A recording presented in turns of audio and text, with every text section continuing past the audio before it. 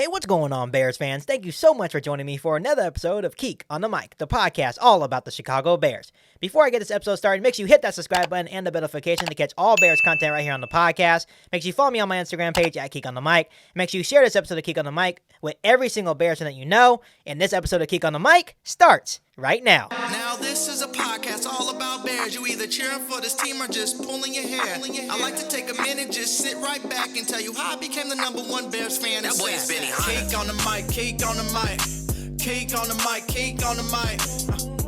People, this the intro. Sacramento, California, born and raised. In Antelope is where I spend most of my days. Talk bad about my team, you must be a clown. This is Keek on the mic, so you know you better bear down. Bear down. Sports Talk Chicago, here with Jon Zaghloul, and we are back and ready for today's special guest. He's the host of Keek on the Mic, a Chicago Bears podcast. Please welcome Keek to the program. Keek, how are you? I'm doing good, John. Thanks for having me. I'm super pumped to be on your show. This is awesome. Yeah, it's great to have you here. What was your reaction to the Justin Fields news for the Bears, first off? Man, I actually was on a YouTube live when the Bears actually drafted him, and all you can really hear is my dad screaming. And my dad's a pretty big guy, so he comes in and like literally tackles me, and he's like, "We got Justin Fields, baby!" So just like most Bears fans, I was ecstatic. I didn't think we had any chance to get him. So when the Bears traded up, I had a little bit of fear that we were going to get Mac Jones instead of Justin Fields, but I was happy that we picked Justin Fields. That would have been like another Mitch Trubisky thing, do you think? Like if they moved up to take Mac Jones and not Justin Fields? Yeah, and that's the thing that was kind of funny because, even Louis Riddick was saying it. He said, this has Matt Nagy written all over it. Matt Nagy got to choose his guy. And if Matt Nagy wasn't the coach, I have really strong feelings that Ryan Pace would have chose Mac Jones. For some reason, I felt like Ryan Pace likes guys like Mac Jones. How do you think he'll do? I mean, with Belichick, too early to say, right? Yeah, honestly, it's for the New England Patriots to be able to get a guy like Mac Jones that fits their system perfectly at 15, and they didn't have to move up or trade down to get a guy like that. I think it works out perfectly for both parties. The Bears got their guy, and the Patriots were able to be patient and get their guy. So I think it may work out. I think for a lot of these teams, it's about the system. It's not even about the quarterback. Like, what can you do to make these quarterbacks comfortable? So when does Justin Fields start? Are you a proponent of him starting game one? Do you want him to wait? What do you think about that? I truly have mixed feelings. It's one of those things where if he comes into camp and he's just truly better than Andy Dalton from the start, it's going to be really hard not to start Justin Fields. But when you look at the schedule, week 1, Sunday Night Football going against Aaron Donald, Jalen Ramsey, that's a pretty tough defense that you have to face. So, and we're not sure what the offensive line is going to look like either. So it's one of those things where it's like, okay, we may want to sit him until maybe week 2 against the pretty beatable Cincinnati Bengals team. That's such a great point. A lot of people think the offensive line is fixed. And granted, they had some great picks in Borum, Tevin Jenkins. I wanted Jenkins from the very beginning, but you have to understand too, none of these guys have played together. You haven't seen them play a game yet. This entire offensive line as a unit, I think it's still safe to say that that's a question mark so far. Yeah, absolutely. Going to your point about Tevin Jenkins, it's like, that was my first round pick. Me too. Tevin Jenkins was good enough to be our first round pick. If we would have stayed at 20, obviously Tevin Jenkins dropped. So let's say we didn't trade up. That would have probably been our first round pick. That's just my opinion. I'm not sure how other people feel about that, but I was super excited to get a guy like Tevin Jenkins in the second round. What do you think about the rest of the draft, especially Herbert and Newsome? They seem like good pieces who could fit into this offense very well. Absolutely. Going on Herbert, it seems like Ryan Pace has a theme. He likes drafting running backs in every single draft that he's been in. And adding a guy like Herbert, he brings like a physical dynamic. He's a really good, solid blocker. He has qualities to be a special teamer, but what he's really going to bring to the Chicago Bears offense is his blocking ability. And, same with Daz Newsome. Daz Newsome, great character. If you just watched his press conference from training camp, really, really good character. He's going to be a big person on the special teams as well. So I'm super excited for all those guys. And another guy that I want to bring up is Thomas Graham Jr., cornerback. Obviously we just got rid of Kyle Fuller. So there's question marks on the other side. Could Thomas Graham Jr. potentially be that replacement that we're looking for? So there's a lot of question marks. I'm excited to see all these competitions kind of play out. Are you worried about the defense right now? The defense, we always say that we had a Super Bowl window with this defense, not the offense, right? They are getting older. That's concerning. I tell my dad a lot that this may potentially be a Keem Hicks last year. Keem Hicks had some injury history. He hasn't been healthy. He's a beast when healthy and he's on the field. But I do think the questions at cornerback are concerning. But getting a guy like, for example, Eddie Goldman coming back, that's going to be huge. Can Robert Quinn get some pressure on the other side? You know what Khalil Mack's going to do, but will Robert Quinn, have a bounce back year? There's a lot of question marks.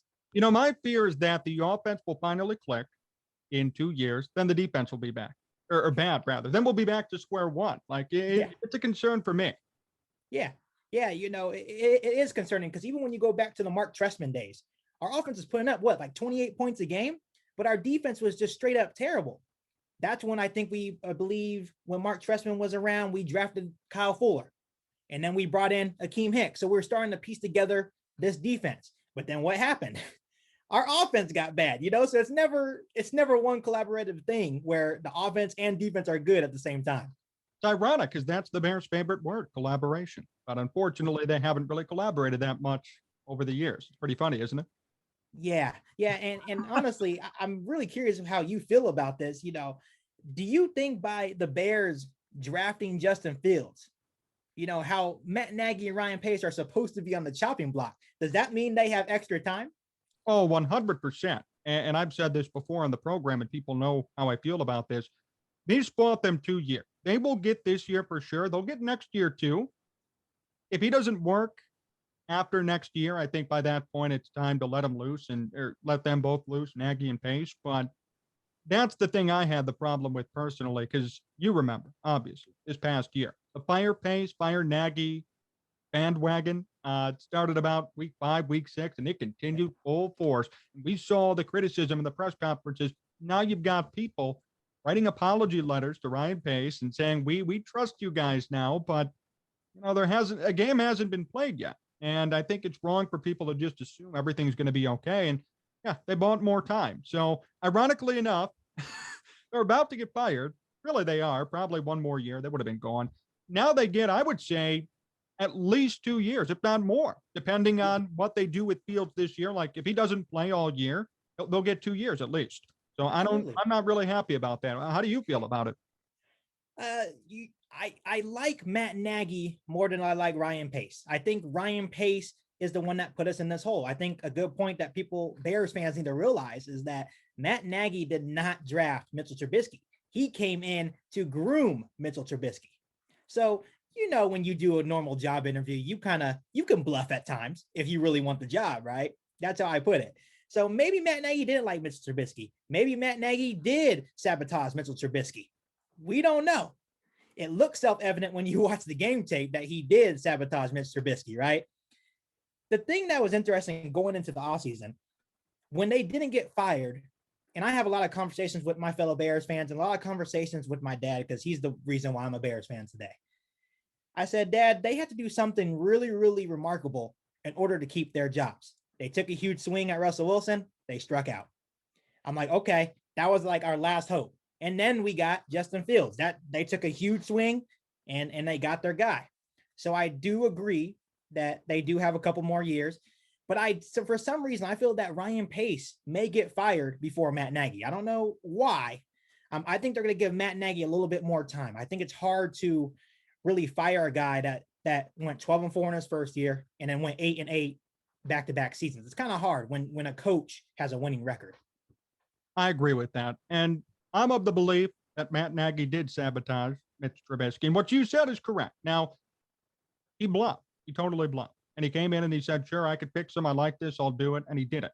So to me, that'll never be forgivable in my book because he deceived the Bears from the beginning and he hurt a good kid's career. I mean, we see posts now where Mitch Trubisky can't even post stuff on Instagram or Twitter because everyone's just coming after him. No, he didn't ask for that. No one asked for that. That said, I like your assessment when it comes to Pace and Nagy in this whole situation. My only concern is I hope they don't overstay their welcome, because it seemed like at the end of this year they had already done that. Now they get more time, and I'm very curious to see how it plays out. Yeah, absolutely. And it's like, at what point are we going to start blaming the McCaskey family? You Sure. know, at what point is their system maybe a little bit outdated? They're so built on the 1960s and 1970s. We're in a new era of football now. You know, we have to bring in new people with new ideas. Like, what's wrong with bringing in Louis Riddick or maybe Peyton Manning? That are going to bring in new, fresh ideas for the franchise. I'm not saying sell the team. I'm just saying you need to bring in people that have maybe more football background than Ted Phillips, for example. And it's getting to the point where Bears fans are starving. We want a winner. Like, we're tired of seeing bad quarterback play. We're just ready to see a winner, and Bears fans deserve it for sure. I agree. And the thing with the Bears is, which I think they still don't understand, it's a quarterback driven league now. I mean, the league has changed dramatically in the past 10 years. Now, if you don't have a quarterback, you're nothing. Before, I mean, you look at the Super Bowl winners of the 2000s. Brent Dilfer, Rich Gannon was in the Super Bowl. Like, okay, congratulations. You didn't need a quarterback back then. Today, you do. The running quarterback has turned into, it's proliferated around the NFL. I think that's a good thing. I've always liked mobile quarterbacks. I like Michael Vick when he played. I liked, I like Lamar Jackson. I think he's a talented quarterback. So it's nice to see those guys kind of rise. But, you look at the Bears, a couple of other teams do, and they just haven't hit that stride yet. They haven't had a click mentally that this is the way the game's going. And I think that's been a hindrance for them. It's hurt them. Yeah, for sure. And it's just crazy to think that back in 2018, Mitch Trubisky was pretty good. The offense was actually kind of clicking. They were on and off, but it was definitely our defense that carried us to that moment, right? And then I think Matt Nagy got kind of bailed out by Cody Parkey missing that field goal, right? So when Cody Parkey missed that field goal, it took the attention off of Matt Nagy and the inabilities of the offense, and it was all on Cody Parkey, right? So I think Matt Nagy's been kind of escaping, like dodging, as it comes to, it's your fault, man. Like, if you can't get Justin Fields to a point where he can lead this offense, you got to go, so. That's proof too. And that's what I said to my program as well. Now you get another chance. You're blessed to get another chance. You shouldn't have gotten another chance. So now that it's happened, if this doesn't work, it's obviously the coach. It's obvious. It's not even the GM at that point. It's the coach, because he's given you two quarterbacks, one of which, okay, I understand, kind of on the fence, but Mitch did have his moments here in Chicago. And I think in the right system, he could have been an okay quarterback. Yeah. Justin Fields, though, like, if that doesn't work, I mean, what more can you do? You get a guy from Ohio State, 11th overall, you move up. If you can't coach him, then you shouldn't be a coach in the NFL. Go be an OC somewhere. Go be like a wide receivers coach. I don't know, but you can't coach quarterbacks if you've struck out twice as the head coach of the Chicago Bears. Yeah, and put it this way: if Justin Fields comes in and he struggles, we're keeping Justin Fields. We're kicking Matt Nagy to the curb. We're going to give Justin Fields another chance and bring in another guy to try to help Justin Fields. We're not going to play this game again where we're going to get rid of the quarterback, right? And keep the head coach. And at one point I really want to bring up that's kind of interesting. The moment that we drafted Mitchell Trubisky, Bears fans didn't really give him the chance. He went to the Bulls game right when he got drafted and got booed, right? No one wanted Mitchell Trubisky. If anything, Bears fans wanted Solomon Thomas or Deshaun Watson. We didn't know anything about Patrick Mahomes at the time. We didn't know he's going to be that good. But if anything, we wanted Solomon Thomas. And I think the problem with Mitch Trubisky is that how much we gave up to move up one spot. I think if we would have stayed put at 3 and drafted Mitchell Trubisky, it would have probably been a different scenario. I agree. The problem was they gave up too much, and the 49ers completely played the Bears. I mean, it was a mind game, and they won the mind game, and they won out that entire trade. I mean, some of those picks ended up being used for some very valuable players. Meanwhile, the Bears move up one spot, give up so much, and get Mitchell Trubisky. And I think it's going to come. That's going to be the reason people think he's a bust, is because they moved up to get him, I think, and because of the guys that came after him. Overall, comparatively to other quarterbacks who we deem as bust, Jamarcus Russell, Johnny Manziel, doesn't even compare to them. Doesn't even compare when it comes to those type of guys. But because of the position in which he was drafted in, because of the amount of capital that was given up to get him, a lot of people will always say, and they'll never waver from that belief that he's a bust. I think that's a bit wrong, but that's how people see it. Yeah, and it's kind of funny now looking back at it because do you even remember where you were at the moment where we drafted Mitchell Trubisky? Like I was just at work and my dad said, "Who? Who is that?" We didn't know anything about Mitchell Trubisky. And then you look at these last couple of drafts, people are saying, "Oh, Zach Wilson is the Mitchell Trubisky of this draft." How does that make Bears fans feel? You know, people are still making fun of us over the double doink, you know? So it's like enough is enough, you know. We're like the laughing stock of the NFL at moments. Well, what do you think about this season? Do you think Justin Fields plays? Now, I'm not asking you if he should or he shouldn't. I'm asking you, do you think he ends up playing at some point this year? Yeah, I do think he ends up playing. If he doesn't beat out Andy Dalton's probably going to get hurt at some moment. We're still dealing with COVID. He could get COVID. There's so many things that can happen. So I do think that at some point in the season, he does play. And what do you think about Bears over under on wins? I know Vegas has them right now at around 7.5, 8. I think that's pretty accurate. That said, you know, what if Fields comes in and they're 500, takes them on a big winning spree? What if the opposite happens? We don't know. What do you think about their record? You know, and this thing can vary from who's our quarterback, how's the defense playing, do they have a bounce back? In one of my last podcasts, I just did a record prediction. I said 10-7, 9-8. I think, and the funny thing is that 9-8 is just going to be another 8-8 year because with the added game, you know, so it's not really going to change much. Will that be enough to give Matt Nagy another chance? Yes, because we just drafted Justin Fields. But if we go 9-8, that's just another 8-8 year. I'm thinking 7-10 only because of the strength of schedule. And I'm sure you've seen it. That is very scary. And it should be scary to a lot of Bears fans when you're wondering here about your quarterback. You're trying to develop guys. Defense is regressing a bit. Oh, and then watch out. You're given one of the most impossible schedules in football for this year. Yeah. You know, we knew what the schedule was going to look like, but we didn't realize how they were going to set it up, you know, and the first thing I look at is the way they put us away and home. We're alternating road and then home games each week. And that's really tough. When I look at the schedule, I look at weeks, I believe it's like 6 through 9, where we have the Packers, the Niners, that the Niners are probably going to bounce back in a big way too. It's just so tough. I don't know how it's going to turn out. I think this is a big opportunity for the Bears. You know, there's a lot of doubters about Chicago. If they can come in and compete and prove themselves, this is how you do it. You beat these good teams. Yeah, I think there's an opportunity for them to shock a couple of teams for sure, because everyone's going to come in thinking, oh, it's the Bears, quarterback controversy. They're in shambles right now. And I think if they could pile up a couple of key wins over teams in which they should not have beat, right, whether they go 7-10 or make the play, whatever might happen, it could serve at least as some good momentum going into the next season. Right. Justin Fields is the number one, and everybody knows, okay, it's time for this team to be back on top. Right. And the good news about this is that our schedule is not always going to be this hard. Right. You know, like this is a very once in a lifetime tough schedule, you know, like just looking at it, it's like you can't be intimidating of it. You know, everyone's in the NFL, any given Sunday, teams can be beat. I'm looking forward to it. Starting off with that Sunday night opener against the Rams. I'm looking forward to it. Who do you think wins that one? I mean, come on. Do you really think the Bears are going to win that game right now? I sure as hell don't. You know, I gave the Bears a loss on that one. I think they're going to come out playing inspired football. You know, everyone's going to be juiced up. I just think the Rams defense is too good. I'm not sure how the Rams offense is going to look. We know Matthew Stafford. He's still going to probably be learning the offense, getting used to it. So that may keep us in the game at moments. But if you let Aaron Donald take over the game, which we're not sure about our offensive line, it can get ugly. I'm not going to sit here and lie. And I'm pretty sure you've seen Bears fans picking on Jalen Ramsey. So they're getting him amped up too. I don't think you want to do that. You may want to leave him alone.